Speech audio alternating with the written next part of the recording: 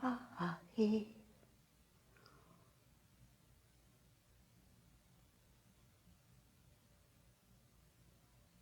Oh ha ha he.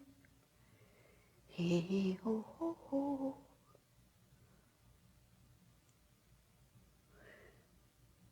He ho ho ho. He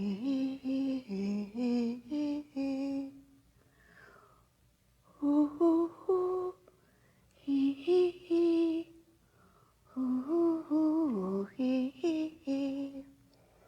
ho ho he.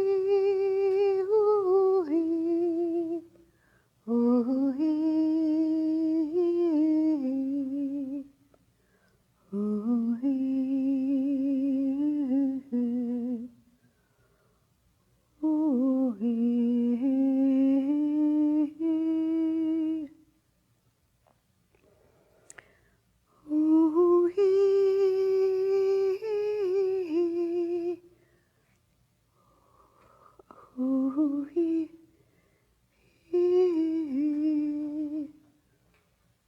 oh he oh he oh he.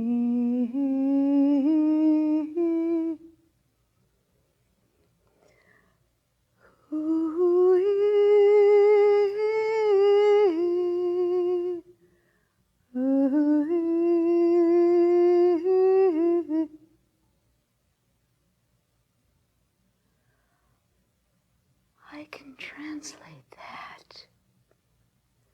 That's not such a peculiar language. I can translate that. I can record that.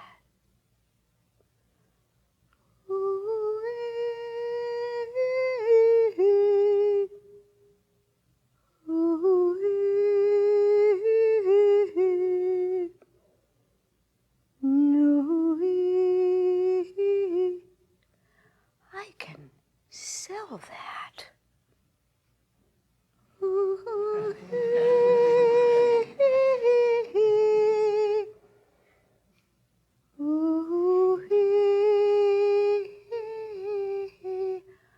I think I can clean up.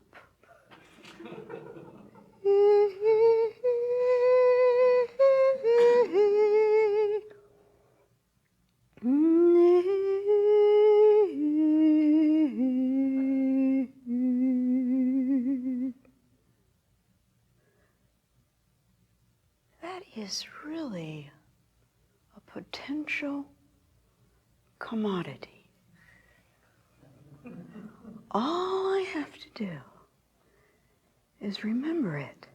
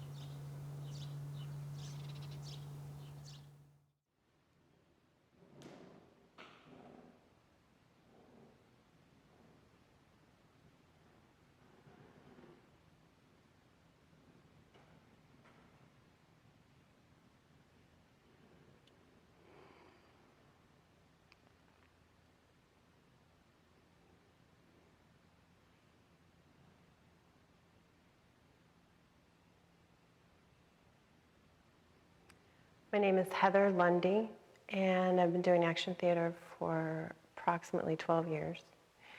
And I came across Ruth's work in an ad in Contact Quarterly at a point in my life where I was just taking workshop after workshop after workshop. It was chance. The first one that I attended, it was a 2-week workshop in Boston. I came in as a dancer, and so I thought that I immediately understood the work and that I was really good at it and that I was going to have it by the end of 2 weeks. So 12 years later, here I am. I think the work draws a lot of people of that ilk. A lot of dancers who think they understand movement, a lot of actors who think they understand voice, a lot of performers who think they've really got a handle on this performance thing and they want a little extra something. And then what happens when you get into the work, or at least what happened for me, is that I learned very quickly that I knew absolutely nothing about any of those forms. And that it opened them all up in a completely different capacity than I had ever been introduced to them or understood them or dissected them. And it was horrible. It was the worst shock to my ego I had experienced up until that point, until I continued to do action theater, and that shock to my ego became a kind of daily battle. I would like you to move exactly what it is that you hear. When the sound stops, you stop. When the sound gets big, you get big. When the sound gets little and tight, your movement gets little and tight. So you're doing the exact same thing as the sound. I am going to sound for you, and you all move, just to make sure you know what I'm talking about. All right? Starting neutral.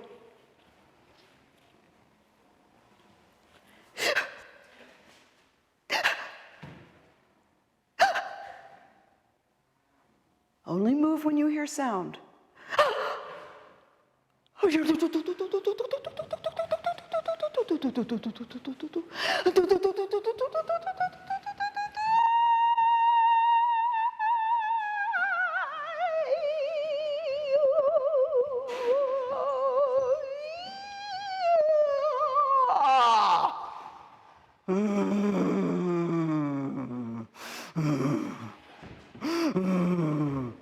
Don't move when my voice stops.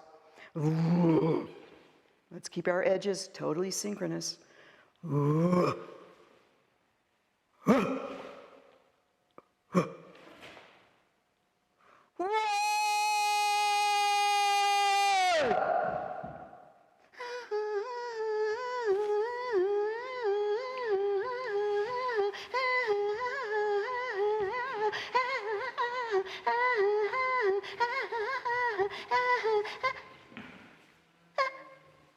Okay, you got it. Okay, go back to your partner.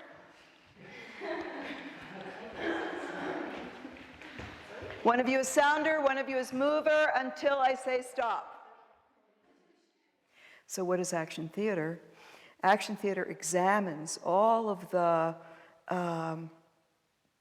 action theater addresses two things. It addresses how we proceed through an improvisation, which is really no different than how we proceed through our life, I find, with myself and with students. The way I process information, whether the information is coming from outside of me or coming from inside of me, is no different than the way I process it in improvisation. So what the training does is it opens up and it dismantles habitual ways that we process information. And so we address how we navigate through an improvisation. And then also action theater addresses the actual skills, movement skills, vocal skills, narrative skills. And the more skills we have, the more opportunities and options that we have in this navigation through what can appear to be so chaotic, but with an appropriate perceptive and response mechanism, it's not chaotic at all. Why? Because there's only a moment. The chaos has to do with past and future and judgments, but in the moment there's never chaos. There's only the elements that comprise this very moment right now.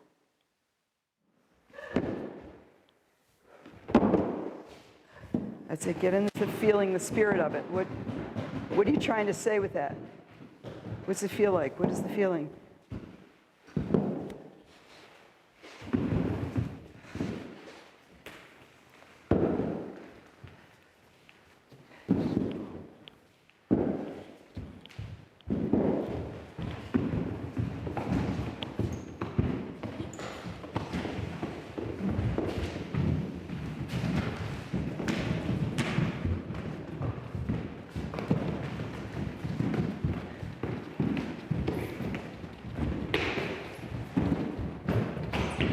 Keep your eyes moving in there, Susanna, so I know what it means, how you're experiencing it.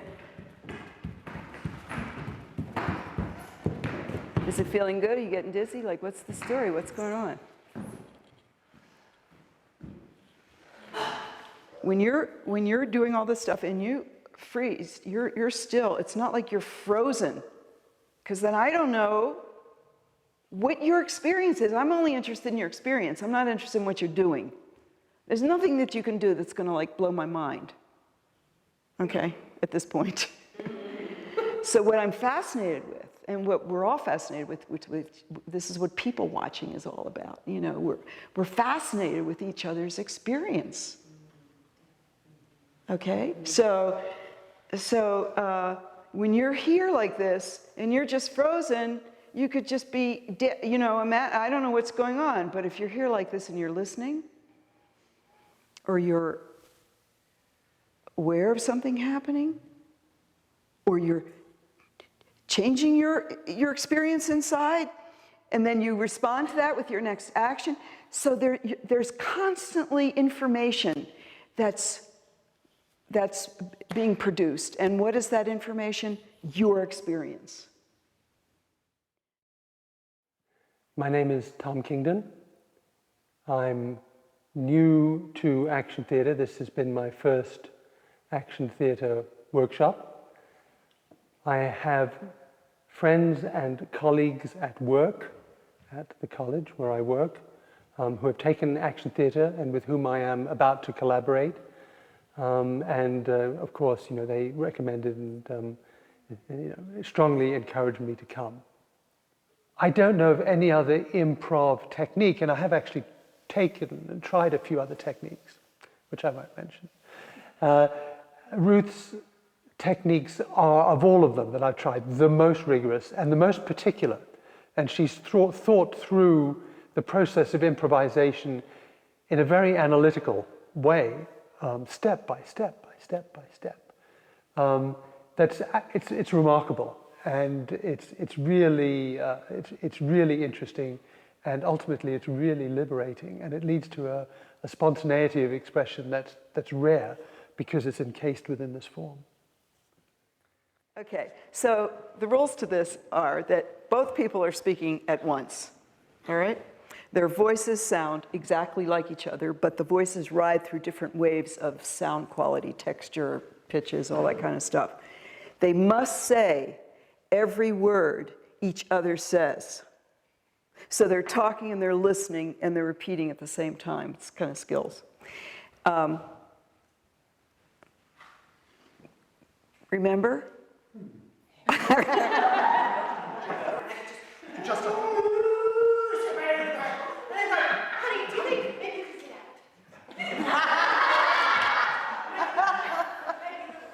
Maybe a little lighter without you in the car. And nails are still going. Honey, please. Stand a little further back. Yeah, maybe like foot away from the car. How about 2 feet? Oh, honey, why don't you stand? Oh, honey, why don't you stand? 20 feet. About 20 feet away from the car.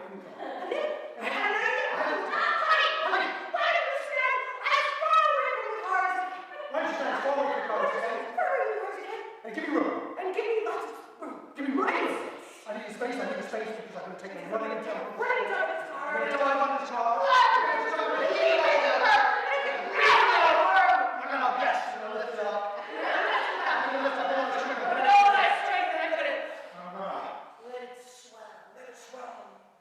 Stop.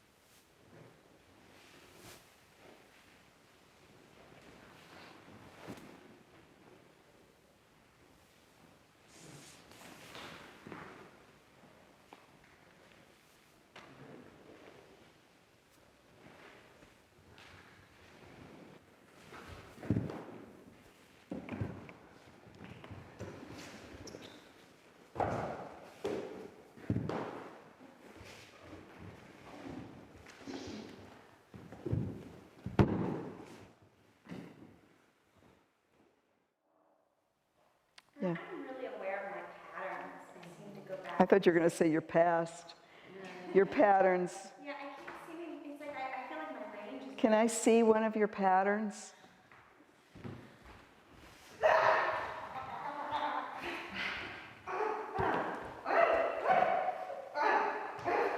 Okay, so when you're in that pattern, what is the main thing that you're attending to? I think it's probably not knowing what to do, so just going into this kind of... I know, but then once you're in it, do it, do it, do it, and as you're doing it, tell me what your focus is. Do it.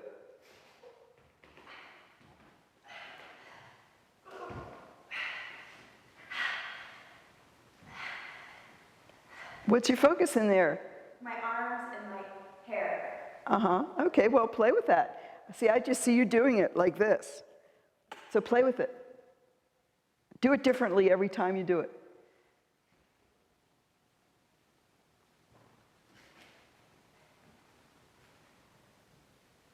You're out of your pattern now. Right? Yeah. See, I think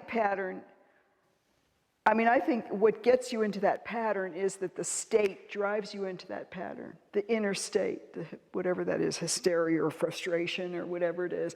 And then that's what you keep doing, and the body goes on automatic. Because you're just in this swirl of inner state. We can call it emotion, we can call it whatever you want to call it. And so this becomes just the automatic expression of it. But really where you are is, you could be here, not moving at all, and still be in that state. And that's what would be happening. And I'm saying, come into your body. How is this happening?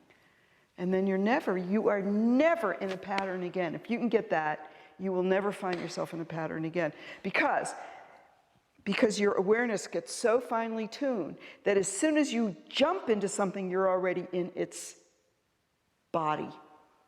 As soon as you jump into it, you're already in its body. So therefore, nothing can ever repeat itself the same way, because the body is always in a new moment-to-moment contextualization, so it can never repeat itself. My name's Dale Andre, and I worked with Ruth for the first time 9 years ago, and have just done her workshops intermittently over a 9-year period. I always felt that even though I straddle many worlds in my dancing, I always felt that I was in touch with my feelings through my body. So I thought that this was going to be a place I was just going to fit right in. And I don't always know when it's a problem because I'm a dancer, so even that is like revealing, what parts are not working because of my training as a dancer. And certainly movement being a language in and of itself and finding the essence of the experience through the movement is probably one of the biggest barriers, because I don't work with, I guess I don't work in that kind of detail that leads to image and content in the same way. I was coming over to talk to you about the same thing. There was one where you had, and it looked like a movement to me. In other words, were you brushing something away? In which case, where did you see it? You know what I was, can I respond? Yeah. What happened, I find Is that what you're talking about, Tom? Yeah, great. I was finding well, how can I say this? I'm finding myself limited. So I started this thing, and it felt so much like the other that I started to find another quality that I was trying to go to. Yeah, but see, you're talking about form instead of content. And you have to... I know exactly what you're saying. I thought I was going to the other place. I didn't go far enough. What other place? Like when you first did, what got you to do that? That's where the problem lies. Because you can't fix this, you can't fix a situation. No. So it's what got you into that situation, and you're moving choreographically. To get into that, well, I know, but we try.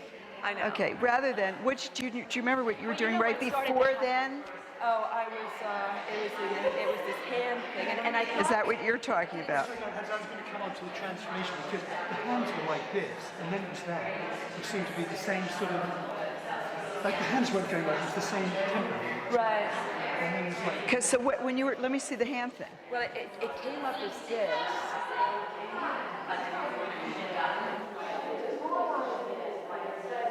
Okay, so you're looking at how your hands are being, okay? And then what gets you to go there?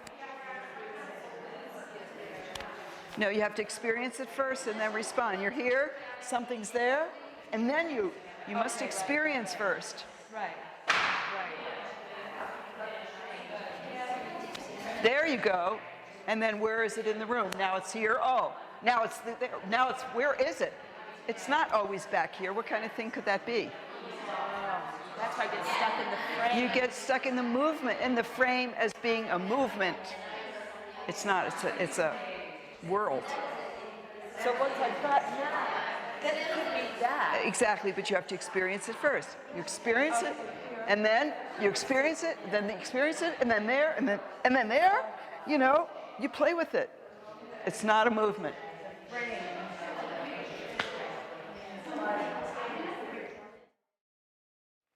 My name is Susanna Morrow, and I have done one other workshop in action theater. It was a 2-day workshop with Sten Rydstrom, and it was in January, so I'm new to action theater.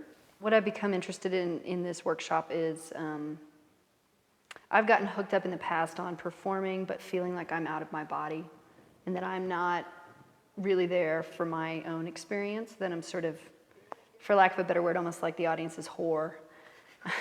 And so I'm wanting to find a way to perform because I think it's such an important language for me. I can communicate so much, but sometimes I lose track of listening to myself and coming from a place that's authentic. Okay, so the two of you were running around the room doing something. Let's just look at that for a minute.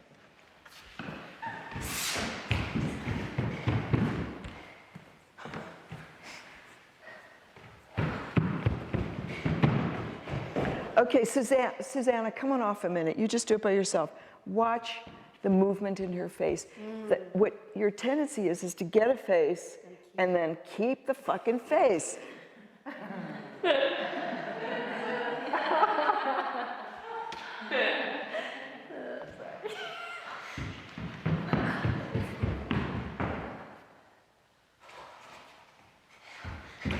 See, so it's moment to moment to moment. Her experience is, okay, go ahead.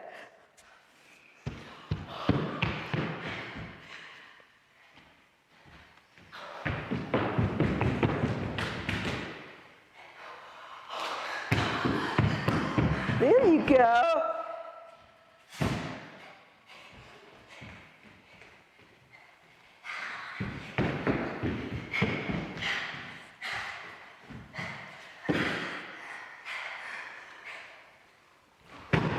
Great.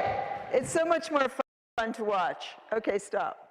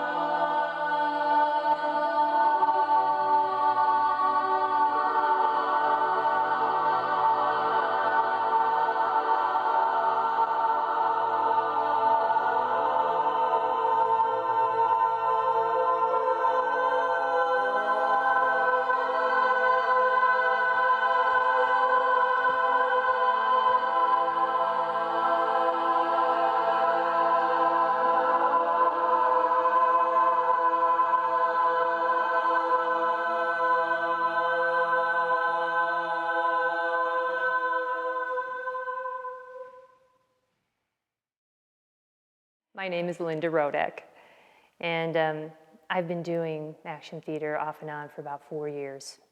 The last 2 years pretty intensively. I I was introduced to it by a friend who bought me a workshop for my birthday to go see Ruth Zaporah in Europa. And this particular friend is a person who buys things for me that she wants for herself. So we went to this workshop. I had no expectations, and within an hour of that workshop, I was in a place that I'd never been in my life. And it was so compelling that I just had to keep on following it. I didn't know what it was I was feeling. I didn't know where it was leading me. I didn't know what it was. I was selling health insurance at the time. I was in corporate America. And in the ensuing year, I quit my job, started doing what I really wanted to do, and have continued doing action theater. So let me just tell you something about content. See, it's dangerous what I'm about to do, but I'll risk it with you. So when I do an improvisation, using that metaphor again, that whether the improvisation that I'm doing is 20 minutes or 50 minutes, the improvisation, I'm walking backwards. I know everything that's been laid out. I don't know where I'm going, obviously. It's coming as it comes. I do know where I am. So this thing about that I know everything that's come down. So step by step, I create this world. And I don't forget any of the pieces. I mean, of course, sometimes I do forget the pieces. But, you know, for the most part, I'm really like believing this world that I'm creating. If I talk about this thing, then it's like permanently in that space, in that room, that evening. And then if this other things happens, or if I'm over in this area of the room and I get enraptured in some kind of condition, then that lives in that area of the room. And if ever I happen to step on that spot, it will occur again, because it's, you know, so it's almost as if I'm laying out furniture, you know, and I remember the furniture. Like right now, you could probably describe the furniture in your house and where it all is and its relationship, what paintings are on the wall. And it's just that way when I build a piece. Okay, so consequently, if I lay down a new piece of furniture, I'm always seeing it in the context of everything else that I've laid down already. I'm not just, you know, putting a sofa in this house and then going and buying another house so that I can put a curtain in that one, and then buying another house so I can put some really nice soap in that bathroom. You know what I mean? Yeah. It's all in the same house. So I'm always experiencing everything, every piece of content that I lay out in the context of all the other content that's arisen. And at the same time, I don't want to get so narrowly focused that the piece is, you know, that everything is about corporate scandal. You know what I mean? And so everything gets to be about that, and that gets really... The work does have this kind of expansive quality, like a dream would, but still, I am seeing it all in the same context. So when you're building an improvisation like this, or any improvisation, you begin to recognize different little themes that are coming up, which then might trigger some other association. You know, so everything in some way is linked, but not obviously necessary. Sometimes, yes, very obviously, but sometimes not, and that keeps the improvisation breathing. And then you would have to get a lawyer, because if you're like me, and I suspect there are some of you that also don't have legal prowess. So you would have to get yourself a lawyer, which are very easy to come by these days. You just turn around and there they are. there they all are, just pressing against your back, trying to convince you that there's a better way to do it, to get through this life. It's beyond what your family and your culture taught you. It's beyond what we learned when we were in school as children. It's beyond all the arguing and the loving that we got from our families and everybody else that ever influenced us at any time in our lives. No, what we need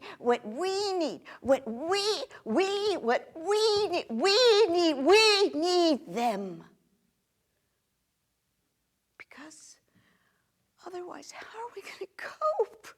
How are we going to deal with all of this? I mean, how are we going to cope with this thing? How are we going to, like, find our place in this thing? We need the whole legal system and the court system. We need the judiciary. We need all those people to, like, give us our cubicles, to give us a place to sit down, to give us some kind of reason that this whole thing, that this whole thing goes round and round and round. Here I am, round. Here I am, round. Here I am, round. Here I am, round. Here I am, here I am, there's such obstacles. No, there's such a big obstacle. Oh, this obstacle. Oh, there's such a big obstacle. Help, there's a big help, I've got an obstacle. Help, I got an obstacle. Help, I've got an obstacle. Oh, I got a big obstacle. Ah! Sit down. Be quiet.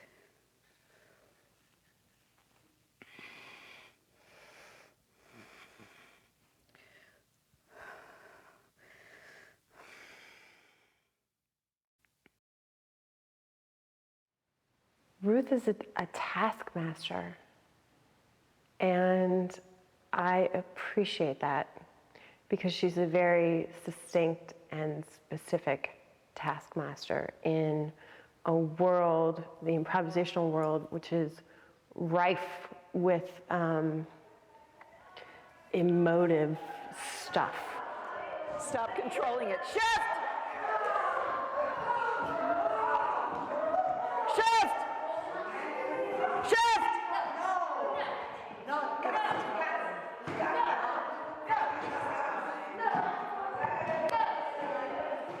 Shift! Sound and movement, physical narrative, shift! Shift! Shift! Stop! Stop! You have to work internally, not externally. It's very difficult to put language around the things that happen when you improvise.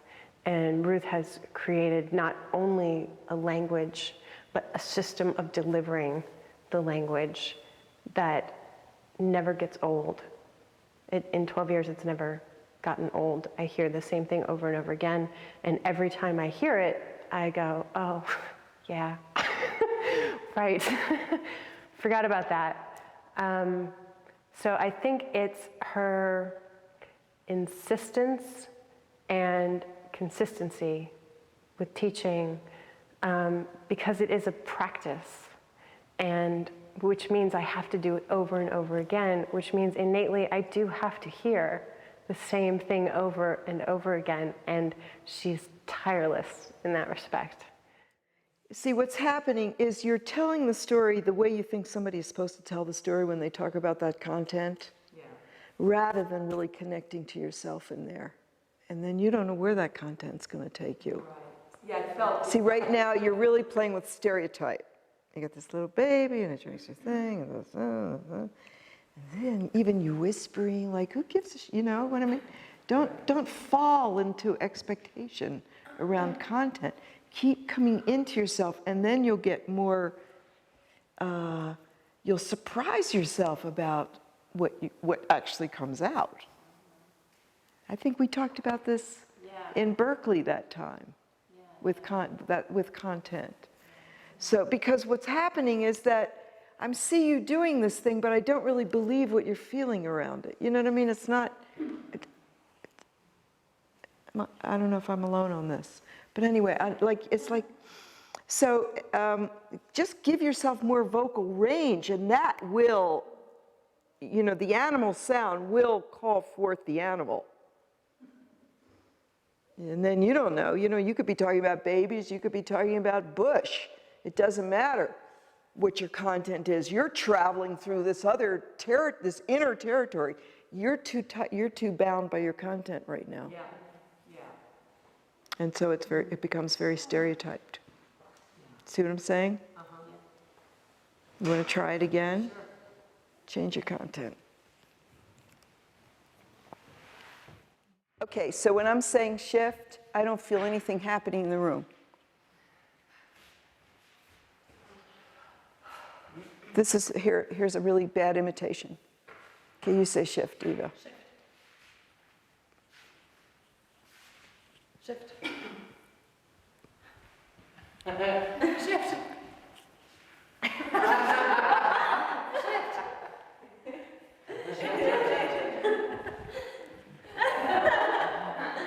That was bad. That was really bad to make a point. Shift, the whole being changes. Let yourself be inhabited, be possessed by who knows what, okay? Head leading. Shift. Okay, so that's where I'd like you to hang out this week. That almost normal place. Don't go to that place anymore.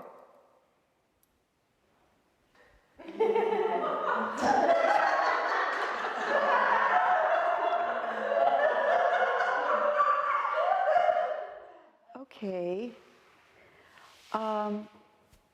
Can we make this circle really beautiful circle? Or else I can't think, sorry. Okay, great, thank you.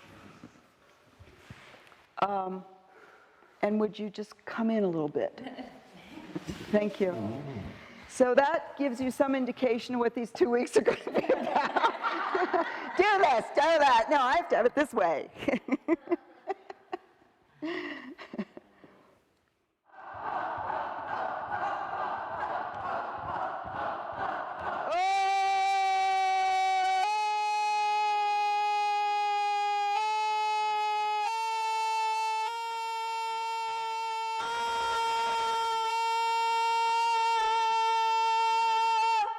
Okay, stop. Ruth is probably, well, I know for me, she's one of those once-in-a-lifetime teachers. And I don't mean to make that seem as though I'm idolizing her. There are aspects of her that I do idolize. But it is her very humanity and her capacity for naughtiness and, and directness that make her a joyful experience, because you can experience her as a human being and not a god.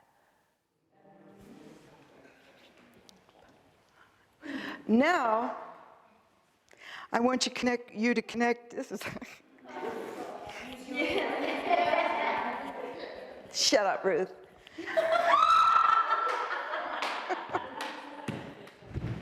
Always see what you're doing in relation to everything else.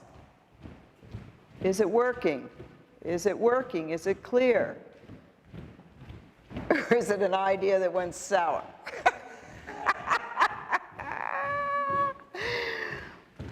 How are you doing? Are you all right? Are you having a good time? Are you liking this? Are you liking me? What?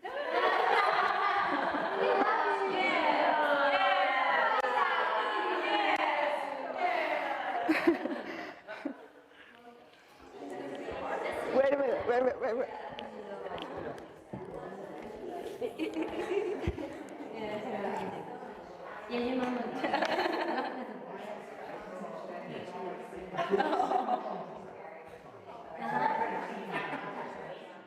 How many of you in the room feel comfortable more with your voice than with your body? Raise your hand. Okay. How many of you feel more comfortable with your body than your voice? How many of you just don't feel comfortable?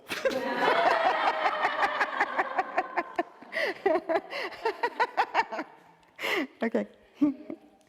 I will talk to you always with the ideal in mind. I will never talk less than perfection, the ideal, the dream. I will never talk less than that.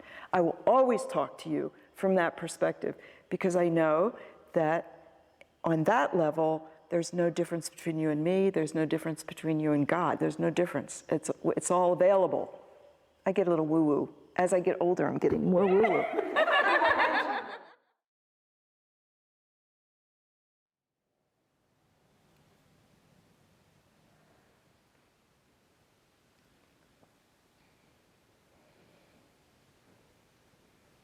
Stay in eye contact.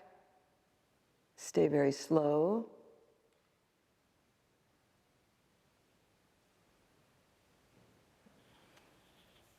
And you're moving through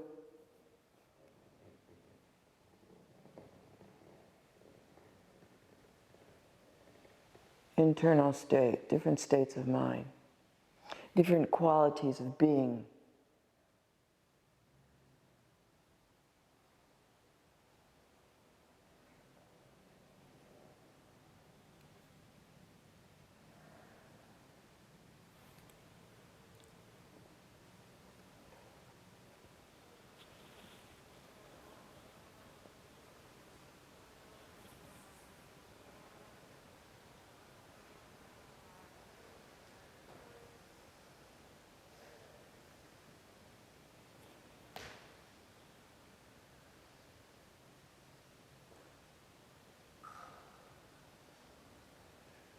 Whatever you're engaged in right now, leader, go further. Accept the invitation. See how far it takes you.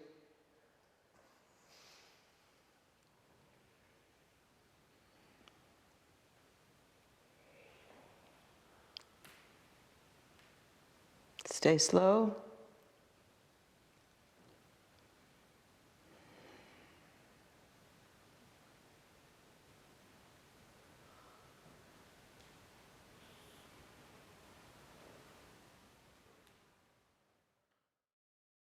The body is the first level of awareness. If your orientation is an embodied one, the world that then responds to that embodied orientation is the world of the imagination. And that's what we play in. We play in action theater, we play in the world of imagination. We walk into a blank studio, nothing's going on.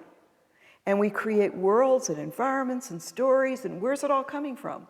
It's coming from the imagination. And yet the body is present, the sight, the sound, the kinetics, the taste. The body provides the access to the world of the imagination. As you're getting really involved in content each time, which I want you to do each time, and as we proceed in these next bunch of days, we're going to work on exactly what I'm talking about right now. But here I'm just going to like crudely ask you for it, and then do the best you can. Stay, no matter what your content is, no matter how enraptured you get, no matter how grand the God is, stay in the eloquence of the physical expression. No matter what it is, no matter how fast it's going, stay in the eloquence of the physical expression. So you mean paying attention to detail? Yes, pay attention to detail, to the body of the voice, to the body of the movement, all of that. Okay, so we want to get, not just you, Kim, but also Joan and others, we want to get past just no body happening. Like right now, you're just being like you are all day long. So what is it about, so that if you didn't talk, what would be splendid about that movement? Or else we'd be studying to do radio work. So since this is a visual form, what's splendid about that movement right now, not just your content? Okay, so it's not, I'm just saying not just you, but it's been, it's a recurring theme. So how do we really articulate? If we're going to do is like Joan, you have this thing going, and then you have the moving of the feet. So that's pretty simple. Nothing profound about this movement, but if you talk in between or on it, it becomes really juicy. It's just that your attention is in the wrong place. It's not in the body of it. It's just, it's just the content thing. What the problem is that you're coming out of your body rather than letting your body pull you into a state. The reason why you're going into habitual states is because you think you understand those. Rather, if it's a congruent conversation between the body and the mind, then however the body goes, the mind will just go there. It's not anything that you can predict because it's directly engaging in this body, but it's not like the body does it and then you try to find some state that you know and understand that you can squeeze into this body. See, what's happening is you're bypassing that level 1 and you're going right to level 2 or even 3. And so it's that level 1 which is the salvation.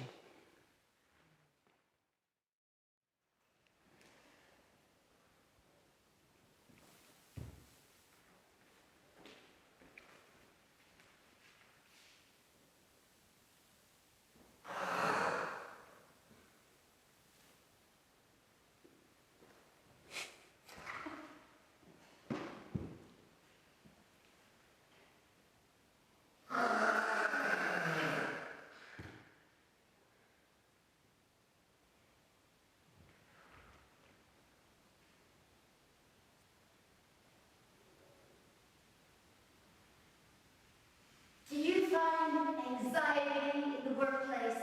Do you find anxiety in the workplace? Does it come from your internal state?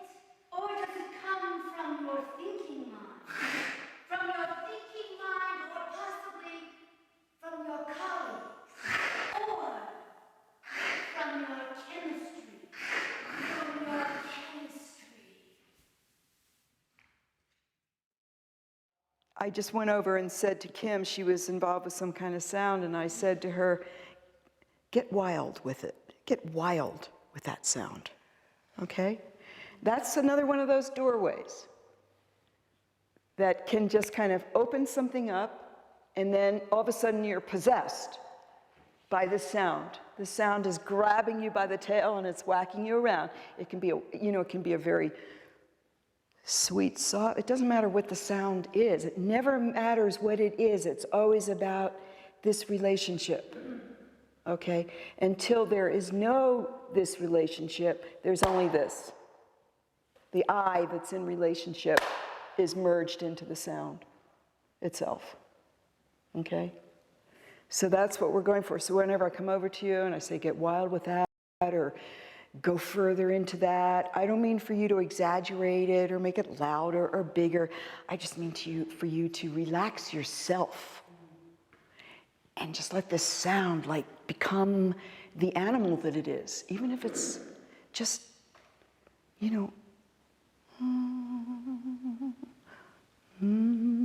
This too is a kind of, it's in my animal body, it's in my animal nature. I'm not working it, okay?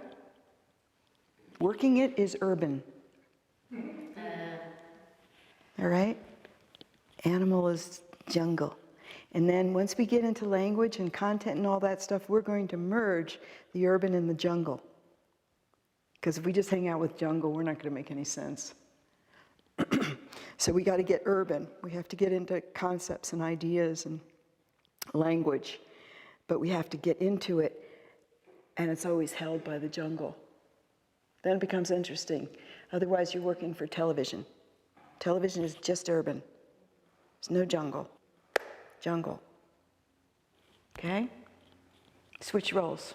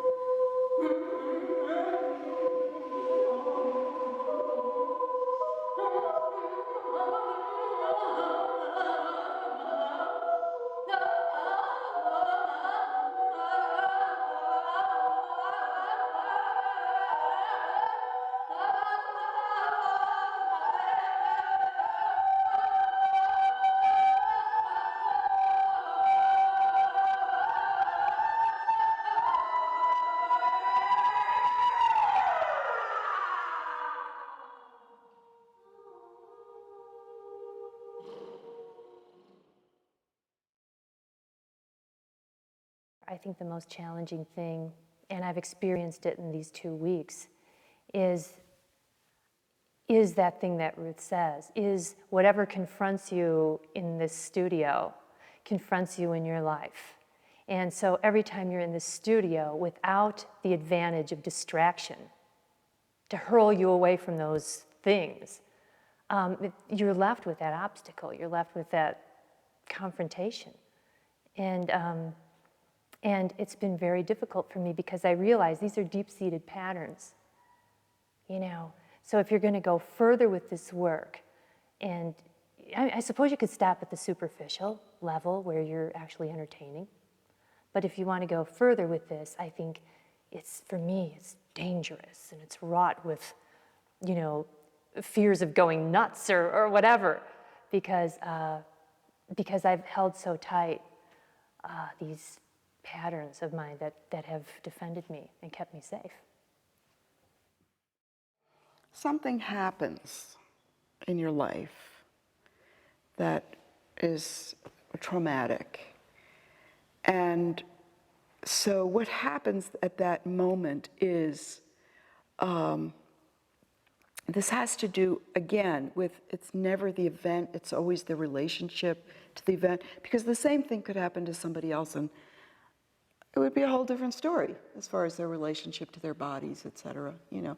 But anyway, something happens that fixes that. And then in this work, that sort of builds itself around that and protects that. And then this is where the focus is. This is just history. This is just a story. This is what places it in some kind of context. Okay, and the context is often terror or, you know, what would you call it, disassociation, or, you know, all those, whatever it is. It's probably slightly different for different people. And then what this work does is it's always addressing this. It's never addressing this. You know, you do the empty vessel exercise. And depending upon who your partners are and what they're calling forward from you, may be exactly what you've been so terrified of encountering, because then this might get uncovered if you encounter this. But over time, this continues to be encountered in one way or another. And very often it's just on an energetic form.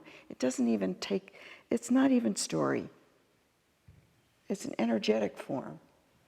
It's like the calcium that surrounds the pearl in an oyster, you know, it's just a form. And then this starts becoming more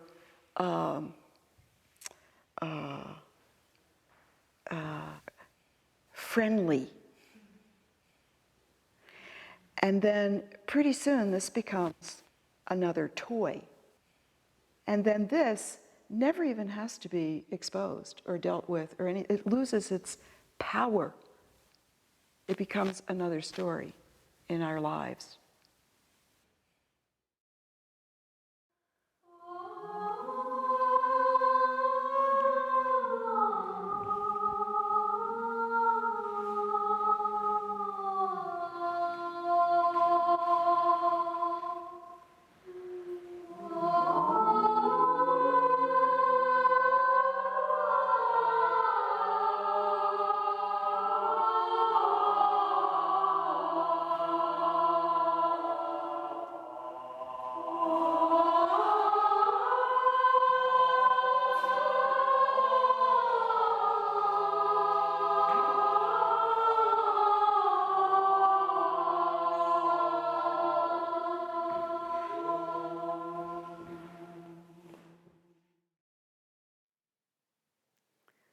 Sometimes I think to myself, Ruth, you've been teaching this stuff for a really long time.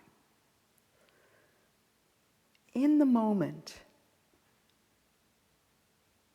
that long time disappears.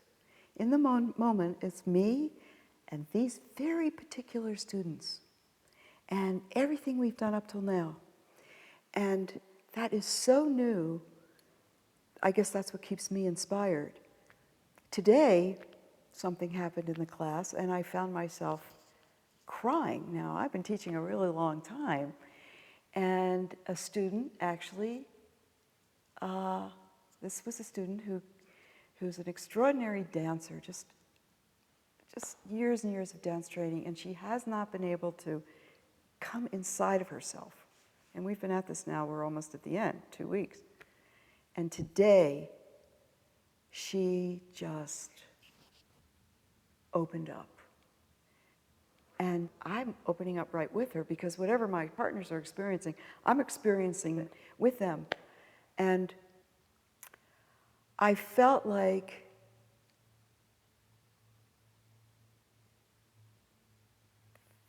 in that moment, grace had descended in this room through this student. And I was just tremendously moved by it. And the gratitude that I experienced through that visitation spilled over in me.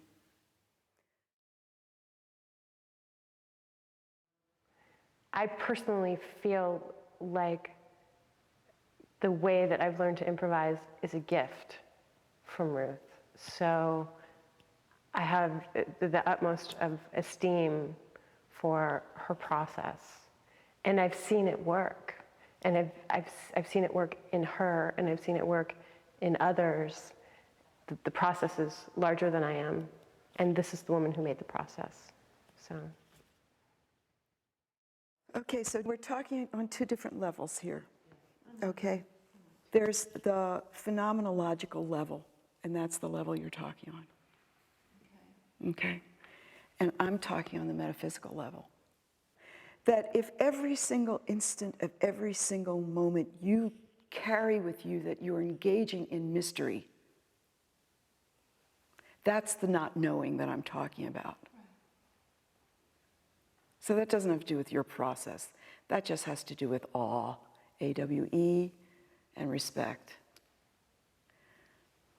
And if your drive, if what calls you here is that aspect, then that's the only reason to do this, as far as I'm concerned, because that's the calling that you're constantly hearing, because this is too hard.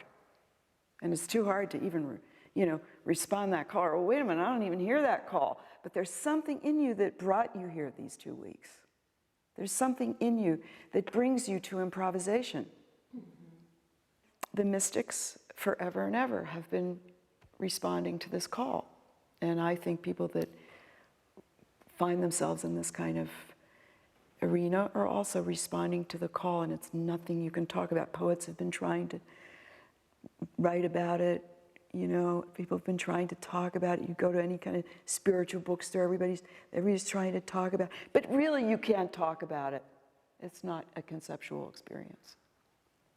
Okay, so that's the mysteries when I say you know and you don't know.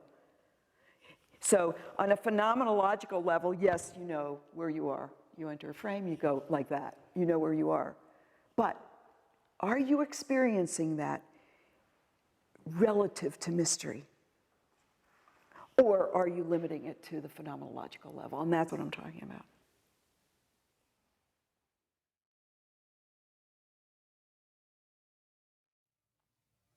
There's no way you can think yourself through this thing.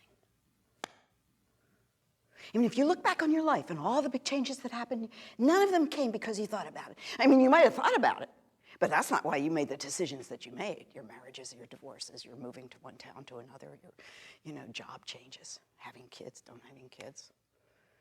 You thought, we thought about, we think. That's not why you made that decision. No.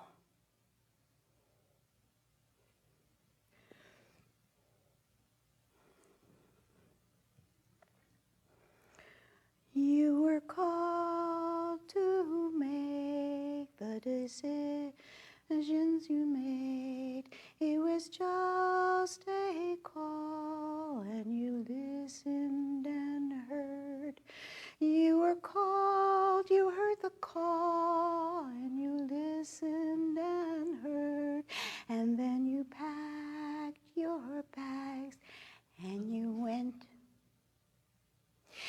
You were called, you heard the call because you listened to the call, and then you packed your bags and you went. Now maybe you tripped, and maybe you fell, and maybe you ended up with giant black and blue bruises. But in any event, you kept on going, because at that point it was not up to you. And it never is. That's a big, giant mistake. We think we are the boss, but instead we are not. So who then is the boss of the whole thing? Who is the boss?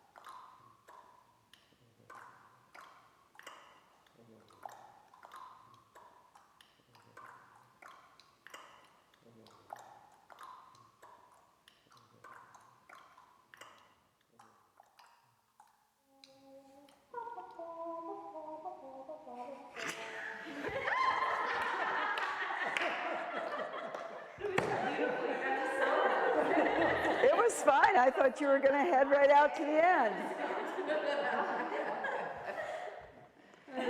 Okay, well, that had some more body to it.